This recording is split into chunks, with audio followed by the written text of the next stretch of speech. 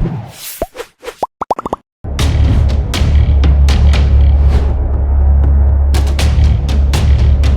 nasib yang tak mengenakan terjadi menimpa Nafa Urbah. Hal tersebut lantaran dirinya sempat diteror oleh orang tak dikenal yang mengaku sebagai penyedia jasa pinjaman online. Mendengar hal tersebut, kini namanya sudah ramai diperbincangkan. Nafa Urbah pun akhirnya angkat bicara dan menceritakan kronologi awal mula yang berawal dari sebuah pesan dari orang tak dikenal. Jadi awalnya ceritanya itu ada beberapa oknum yang chat ke WhatsApp aku, terus habis itu dia menyebutkan nama orang yang aku nggak kenal, terus habis itu dia nagih bahwa tolong supaya orang disampaikan ke orang itu supaya membayarkan tagihannya karena sudah telat bayar.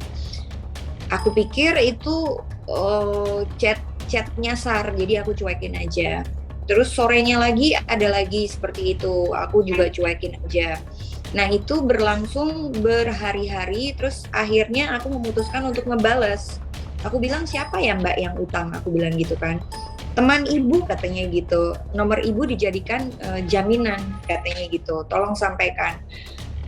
Oke, boleh saya tahu namanya siapa, nomor KTP-nya yang mana, ada fotonya apa enggak, lalu boleh nggak saya tahu fotonya seperti apa, coba tolong kirim ke saya. Dan akhirnya si oknum ini memberikan data yang saya minta. Tapi pas waktu saya melihat datanya, tidak ada satupun nama ataupun foto yang saya kenal. Karena saya tidak kenal dengan foto yang dikirimkan. Nomor rekening yang dia kirimkan juga saya nggak kenal. Foto di KTP-nya juga saya tidak kenal sama sekali. Lalu saya bilang bahwa saya tidak mengenal. Jangan bohong kamu, katanya begitu. Nama Anda sudah dijadikan jaminan untuk orang ini, katanya gitu. Terus akhirnya saya nggak kenal ini siapa, tapi dia ngeyelnya bukan main. Akhirnya saya cuekin, besoknya ada nomor lain lagi dan nomor lain lagi dengan kata-kata yang berbeda, mulai kata kasar bahwa dia meminta supaya saya melunasi hutang dari orang tersebut. Dia bilang, buat lo kan nggak seberapa, katanya gitu kan.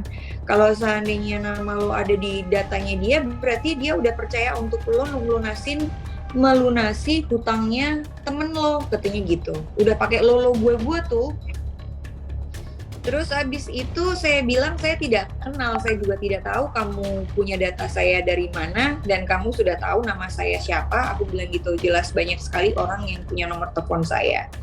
Terus akhirnya saya cuekin, tapi semakin hari semakin banyak sekali SMS atau WhatsApp yang masuk. Terus akhirnya saya blok-blokin, mereka pindah ke SMS.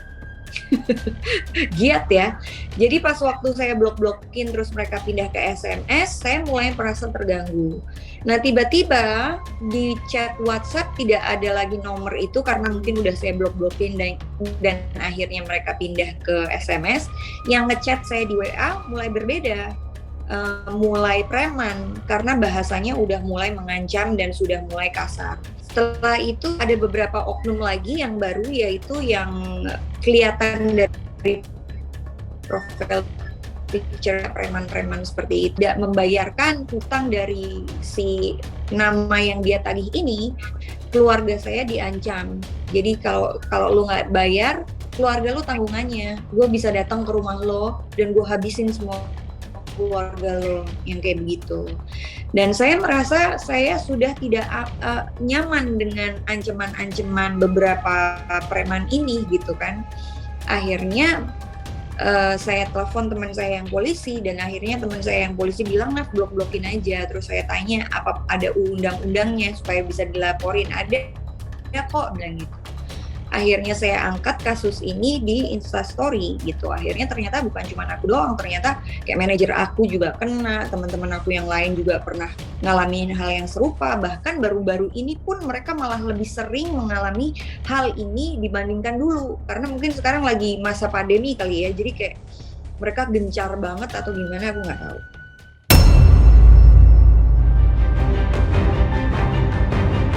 Sebuah teror pinjaman online yang menimpa penyanyi bersuara merdu Nafa Urbah kini membuatnya merasa terganggu oleh sebuah teror yang dialami oleh dirinya baru-baru ini.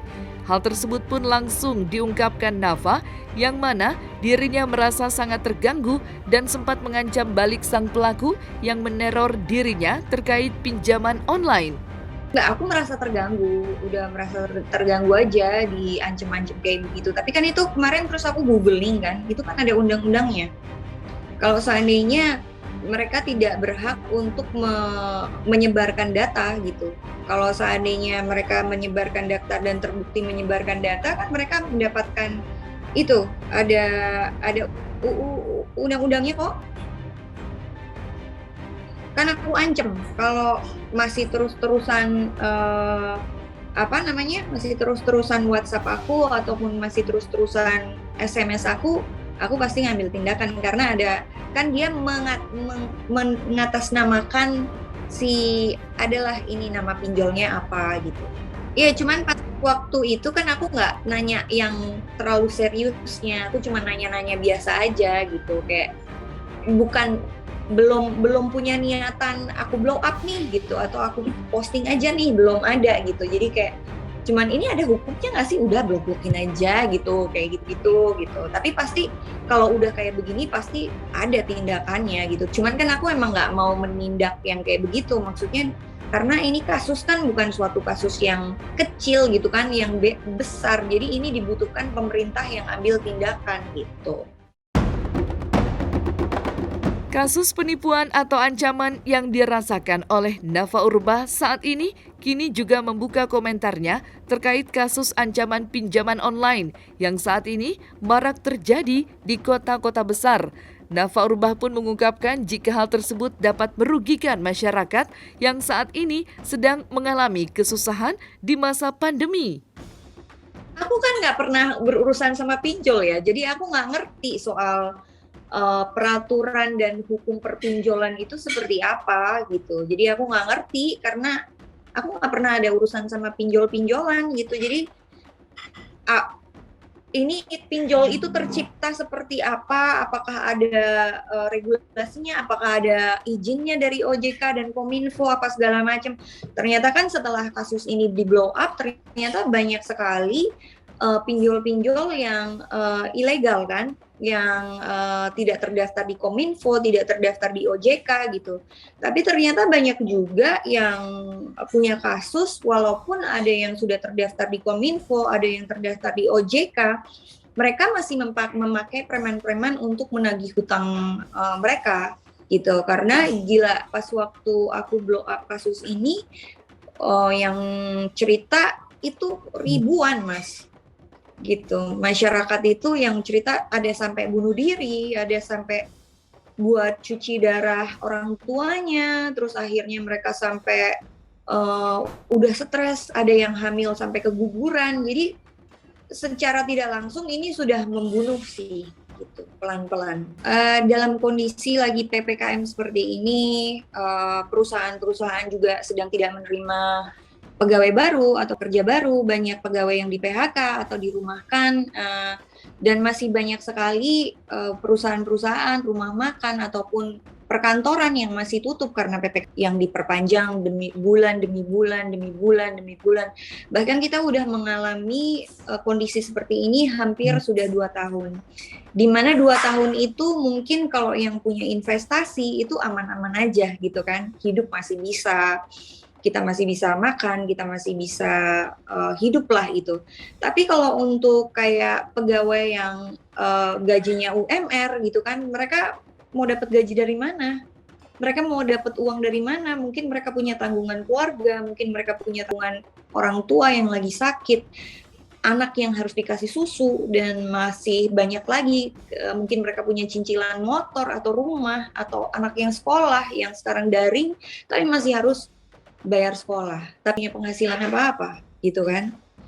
Akhirnya mungkin mereka berpikir bahwa ini adalah suatu solusi untuk bisa menutupi harian mereka, seperti membeli susu atau memberi bahan makanan untuk hari-hari. Tapi jahatnya, di mana mungkin mereka mengatasnamakan pinjol ini adalah solusi. Tapi sebenarnya buat saya bukan solusi kalau seandainya mereka memberikan bunga sampai 4% dalam waktu 1 hari.